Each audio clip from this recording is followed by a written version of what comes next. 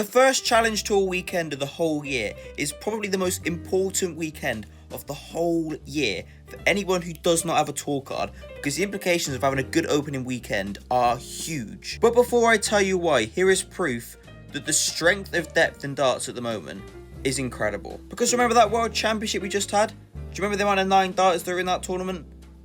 0. How many 9 darters were there on the opening day of the Challenge Tour?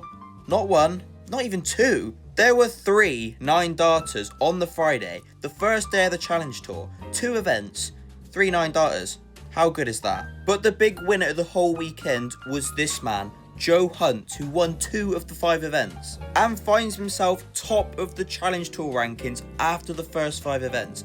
And the reason why this is so important is this is the order of merit which is used for top-ups for the Players' Championship events.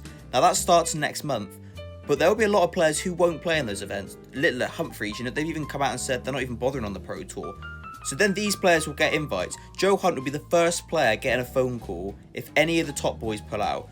So as well as winning £6,500 this weekend, he could be winning so much more on the Pro Tour for the rest of the year. Second place Martin Draktu also won a title. Jack Tweddle also won a title. Jose Justicia in 9th also won a title. But these are the players who've had a really, really positive start for the year.